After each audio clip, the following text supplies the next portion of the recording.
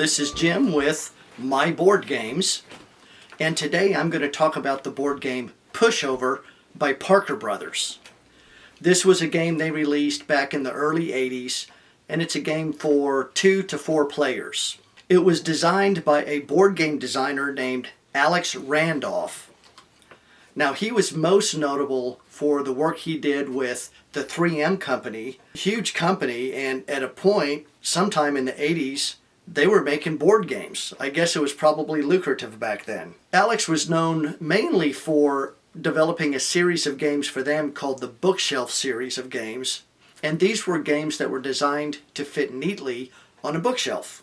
Now, I like to do a lot of research on these games and find out some history, and one of my favorite websites to land on is Geeky Hobbies. And according to them, and I will quote, "Every so often you will run into a board game whose concept or theme defies explanation." I agree wholeheartedly, at least on the surface. Actually, if you ponder it a little bit, you can imagine the board game designer saying to himself something like, okay, kids love piggyback rides, so let's design a game around that. And that really seems like what he did. Another thing that Geeky Hobbies points out is that this is just another roll and move game. And what they mean by that is that there are a lot of board games where in order to determine how you move about the board of play, you roll a set of dice and that tells you how many moves to make. Sometimes it's a spinner instead of dice, but it's the same concept. Although this designer did come up with a unique way to use those dice and to determine how many actual moves you get to make. And so we'll go over that in a little bit. Well, let's go ahead and get into this. Okay, you can see we have the board game Pushover. And I know it's kind of hard to see because of these stickers, these cell tags, but push over and then the word over is kind of being pushed over by this caricature of the playing pieces. You'll also see a little depiction of the playing pieces, some of them being pushed off the edge of the board, which is, where the name derives from. And we'll talk about that more as we go through it. Of course, the box is a little bit beat up because it's an old game. I would assume this is an original from the early 80s. And you do see quite a number of different price tags on there. There's this red and white one down below. And then on top of that, there's this yellow one. I mean, that says $9.49 on it, $9.49. And then these red ones, which I can tell it says, because it says Goodwill. I think that says as is, and then 99 cents. So anyhow, I'm always fascinated with the stickers that are on it as well, because it kind of tells you a little bit about the backstory. But let's crack this open and take a look at the inside.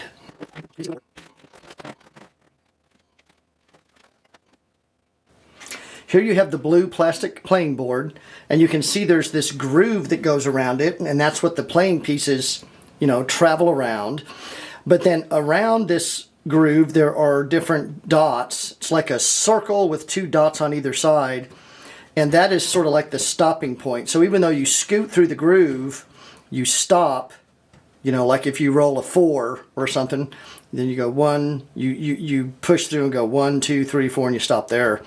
And so also on the board, you'll notice the tray that's got the, they call them chips, but they look a lot more like a ring. And the game starts with 1 chip being put in the pot right there.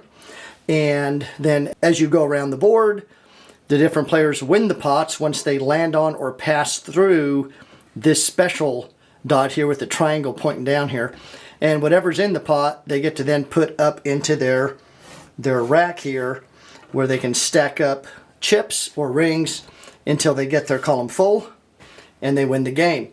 Now if there's only 2 people playing, you only have to go to 8, and this is a 10 slot little stacker there. Actually, they call that a column. And so the playing pieces, there are 2 parts. There's 4 of them. And there's the white piece that is the carrier piece, and it's got this little knob sticking out of the bottom of it, which fits down into the groove or the track. And then the top piece, the one that's riding piggyback, are the colored pieces that just snap onto the shoulders of each playing piece. And so 4 carriers, 4 playing pieces of different colors. The 4 different colors match the 4 colors on top of each column. You also have your dice, which there's 3 dice, and this is, not only are these a little bit unique, but the way you roll and determine how many places you get to move, that's a unique part of this game. And so what's unique about these dice, you know, all standard cube dice have got 6 sides, and so that's why your dice are normally numbered 1 through 6. But in this case, you have 2 1s, 2 2s, and 2 3s on every one of these.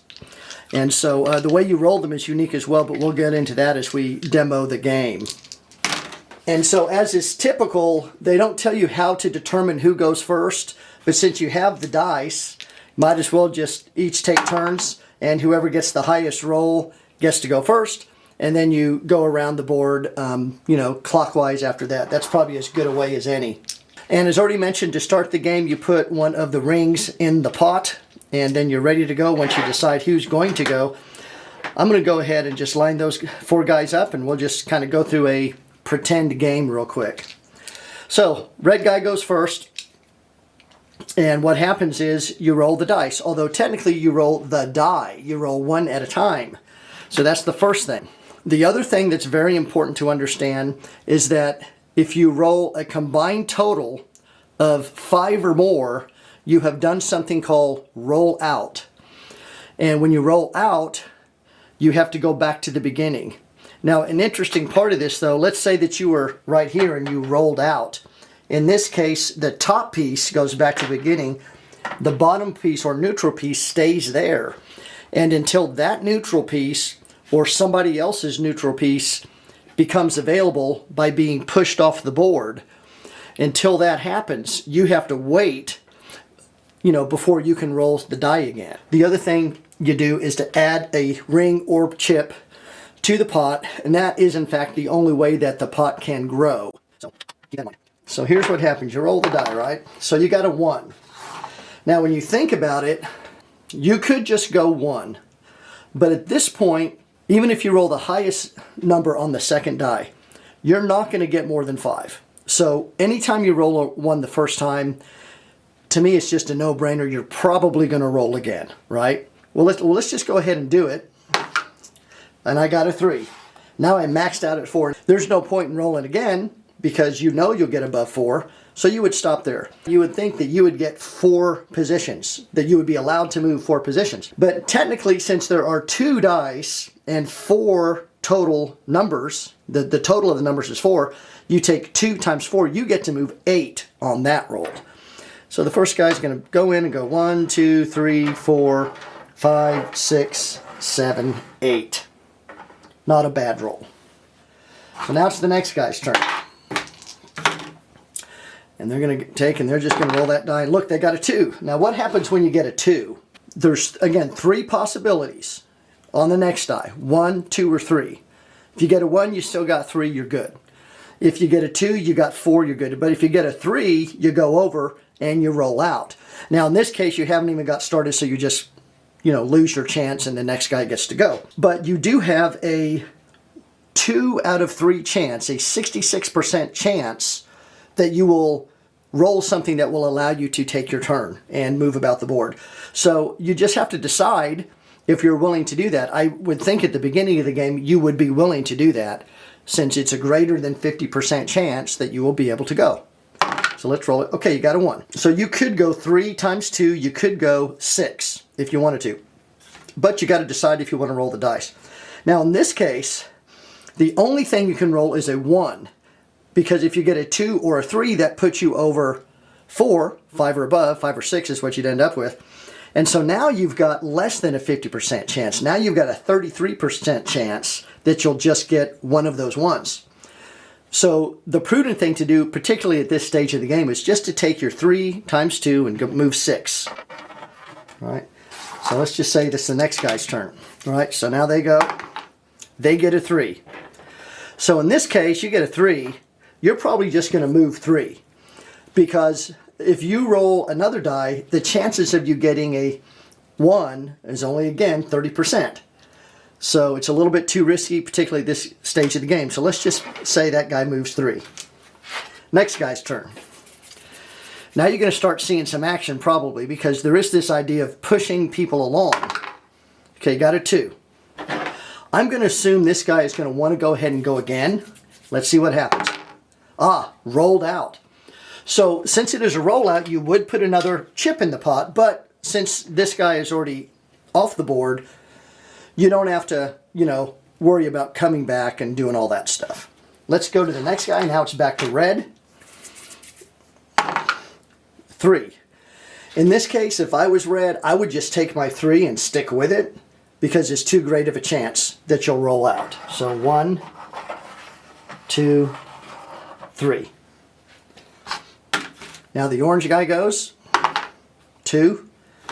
And so what do you think? Should you risk it or not? Let's say that he goes ahead and risks it. Got a 4. Perfect. So first of all, it's 2 times 4. He gets to move 8. 1, 2, 3, 4, 5, 6, oops, 7, 8. So he moved quite a bit, but the red guy got pushed off the board, or pushed over the edge, I guess we could say. So in this case, of course, he's got to start over. He's going to go in line behind the yellow player. The whole thing got pushed off, so the whole thing moves. Again, the difference between that starting over and rolling out and starting over is that the white piece would have stayed on the board if it was a rollout. But since they both fell over, they just, they both start over. So now it's back to the green guy. He gets to go again. Got a 2. I don't know. What do you think? Do it again. Huh? He's got some catching up to do. He probably wants to go again. There you go. We got 2 times 4 is 8. 1, 2, 3, 4, 5, 6, 7, 8. And there you go. Now back to yellow guy. 3. I don't know. I would think yellow guy would just go 3. Another strategy for yellow guy is you might think that 3 is a low number, but guess what? The red guy's rolling next, and if he rolls more than 3, he's going to push the yellow guy along, right? But the push-off points are pretty far down the road. He would have to roll a 1, 2, 3, 4, 5, 6, 7, 10, 11, 12, at least a 12 to push this, this guy off the board. It's hard to roll a 12. In fact, I believe 12 is the highest one you can get. Because if you had 3 dice that equaled 4, that would be 12. So that is the highest number. He's probably not going to roll 12, so it's really safe for the yellow guy to say, you know what? I'm taking my 3 and I'm just going to let this guy, hopefully, get a high roll and push me along. So that's just part of the strategy. Okay, 3. Again, would he go anymore? I don't know. I don't think I would. So he's going to go 1, 2, 3. Guess what? Yellow doesn't really get pushed along, but maybe next time. But they're not really any further, not significantly further along to get close to the end point anyhow. So now in this case, this would be the orange guy's turn. 1. Yeah, I think you probably would surely go again, right? There's no risk. 3 to equal 4 times 2 is 8. So of course what he's going to do is go 1, 2, just won the pot. 3, 4, 5, 6, 7, 8. So now orange guy takes those 2 rings, puts them in his column, and then another ring goes in the pot.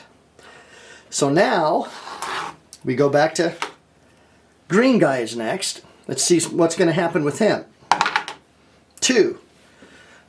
1, 2. So what you got to be thinking is before this guy goes again, there's going to be, that guy is going to have a turn. Orange is going to have a turn again before green does. And all he has to do is get 1, 2, 3, 4, 5.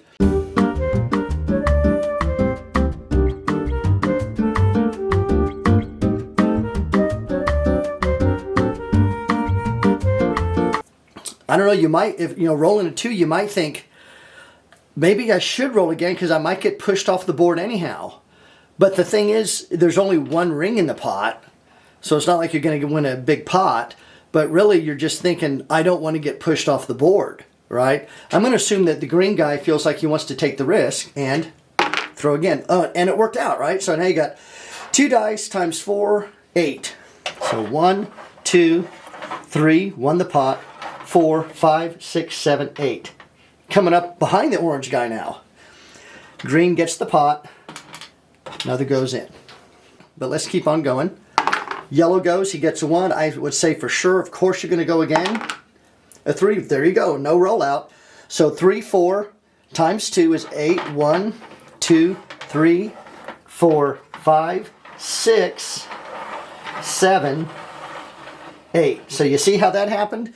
You just pushed everybody along. Anybody that's in front of you just gets pushed along. If he would have got 9 or above, those two would have been pushed off the board.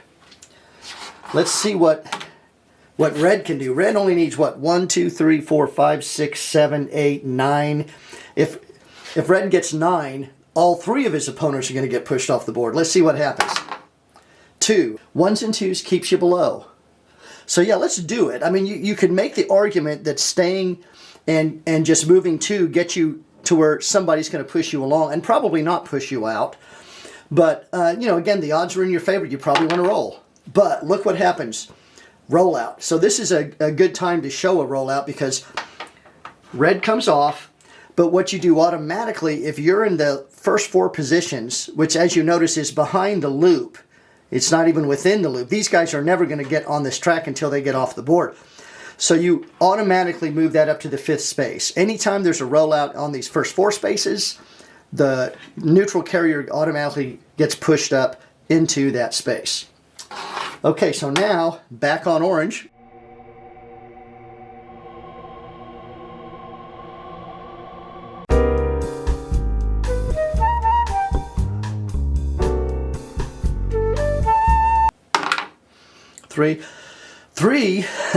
Three's risky, right? Because you're going to go 1, 2, 3, and you got 2 chances of somebody pushing you off the board. So you really have to ask yourself, you know, is it worth risking? I would say still you would want to say no. 1, 2, 3. Because it's just, you know, rolling out is just not a good thing. It does help build the pot, but you're helping build the pot for the other guys maybe. Right? So green rolls a 2. And again, you can get a 1 or a 2. You got a better than 50% chance of not rolling out. Let's see what happens. Got a 1. So that's 2, 3 times 2 is 6. So what happens? 1, 2, 3, 4, 5, and 6. Green gets the pot. That's their second pot. Chip goes in. So I think you kind of get the idea. You know, you've kind of seen everything. And that's just, you know, you just now play the game and keep rolling and moving about the board. And you can see where you're always wanting to calculate those odds after that first roll to know that if you roll the next dice, is there a greater than 50% chance that you'll be okay? Or is it greater than 50% that you'll roll out? And if you're willing to risk a rollout, I think you want to determine, you know, where you are about the board of play and what your risks are. And you might also want to think about where you are in building your column. If you're really far behind, maybe you're more willing to take a risk. If you're far ahead, maybe you're willing to take less of a risk. Okay, that's it for Pushover, the board game. I appreciate you watching. If you enjoyed it, please thumbs up, like, make your comments, share, and maybe even subscribe. Thank you.